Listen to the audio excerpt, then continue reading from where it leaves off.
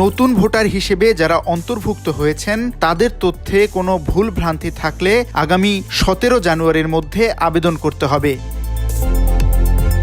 এ সংক্রান্ত আবেদন নেবেন সংশ্লিষ্ট উপজেলা নির্বাচন কর্মকর্তা। ইতোমধ্যে এ সংক্রান্ত নির্দেশনা মাঠ পর্যায়ে পাঠিয়েছেন নির্বাচন কমিশনের নির্বাচন সহায়তা শাখা 2-এর সিনিয়র সহকারী সচিব মোহাম্মদ নাসির উদ্দিন।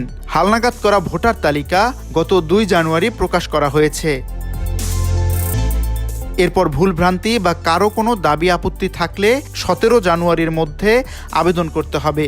দাবি আপত্তিগুলোর নিষ্পত্তি করা হবে 30 জানুয়ারির মধ্যে, আর চূড়ান্ত ভোটার তালিকা প্রকাশ করা হবে 2 মার্চ।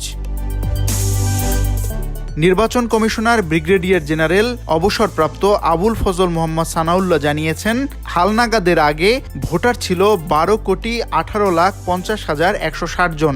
নতুন করে তালিকায় অন্তর্ভুক্ত হয়েছে 18,33,352 জন। এ হিসাবে ভোটার সংখ্যা দাঁড়াচ্ছে 12,36,83,512 জন। ভোটার বৃদ্ধির হার 1.50%। তিনি বলেন, দাবি আপত্তি নিষ্পত্তি শেষে আগামী 2 মার্চ চূড়ান্ত ভোটার তালিকা প্রকাশ করা হবে। এই সময়ের মধ্যে কারো দাবি বা আপত্তি থাকলে তা জানাতে পারবেন। দাবি আপত্তির জানানোর শেষ সময় 17 জানুয়ারি।